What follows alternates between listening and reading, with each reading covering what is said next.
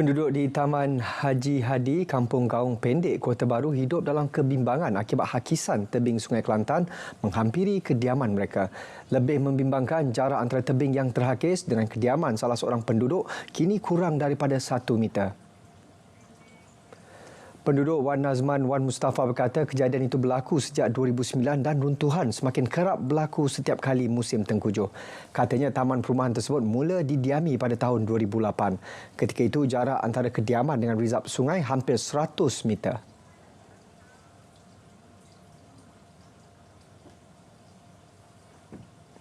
Dan keadaan pun semakin beratlah.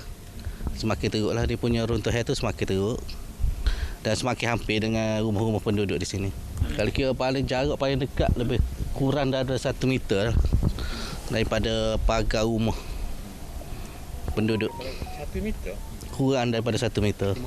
Bayarkanlah nak tidur malam tak boleh kalau musim hujan. Bunyi air sungai memang kuat. Memang saya memang takutlah. Begitulah nak ayatnya. Kalau boleh marilah tengok.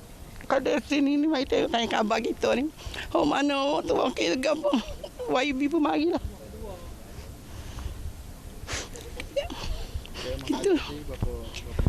Agak-agak 10 ke 12 kaki dah. Mata tu lah. Tapi kan ada tempat tu baru nak terbih tu. Nak terbih tu.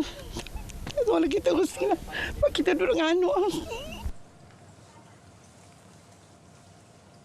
Seorang lagi penduduk, Muhammad Nawi Yaakob berkata ketika berlaku runtuhan pertama pada tahun 2009, dia terus melaporkan perkara tersebut kepada Jabatan Pengairan dan Saliran JPS. Namun, setakat ini tiada tindakan dilakukan walaupun sudah beberapa kali aduan diajukan kepada pihak berwajib.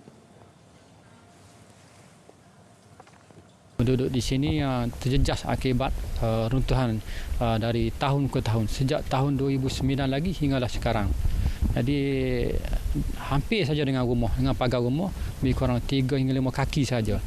Daripada 2009 sampai sekarang ini saya sendiri telah membuat sebanyak 3 kali aduan, termasuk 2 kali berjumpa pengarah JPS yang silih berganti dan juga jurutera JPS sebanyak 2 atau 3 kali juga. Tapi hingga sekarang tidak ada apa-apa tindakan yang dibuat. Pelbagai inisiatif diatur untuk meningkatkan kesedaran orang ramai supaya segera mendaftar dalam sistem pangkalan data utama padu di Terengganu. Antara program dijalankan, kaunter bergerak dan siri jelajah ke semua daerah di negeri itu. Pengarah Jabatan Perangkaan Malaysia Terengganu, Malini Sahul Hamid berkata pelaksanaan program dipergiat bagi memastikan 871,000 penduduk berusia 18 tahun ke atas mendaftar dengan padu. Mengikut rekod, sejak dilancarkan 2 Januari lalu hanya 11.3% atau hampir 99,000 penduduk sudah mengemas kini profil mereka menerusi sistem berkenaan.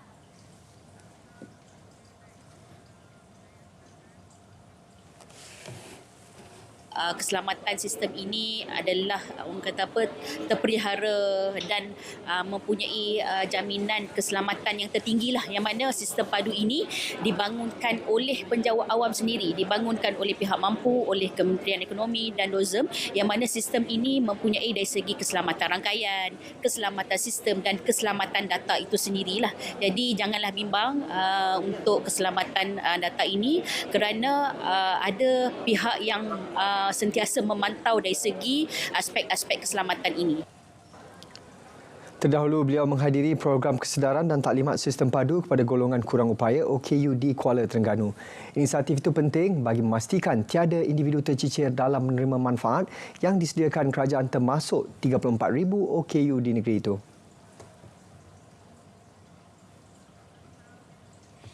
Untuk memberi mereka pendedahan dan juga pengetahuan berkaitan keperluan untuk golongan OKU mengisi sistem padu. Dan pada taklimat hari ini juga kita membekalkan mereka dengan ilmu-ilmu ataupun maklumat-maklumat yang mana kita untuk menangkis stigma-stigma negatif berkaitan dengan padu inilah. Perlu memberi penerangan kepada diorang yang belum yang mana tak datang hari ini. Kita bagi penerangan untuk dia orang lebih fahamlah mengenai sistem padu ni. Beberapa pegawai turut ditempatkan di kaunter fizikal padu di Pejabat Jabatan Perangkaan Negeri dan di 66 Pusat Ekonomi Digital PEDI.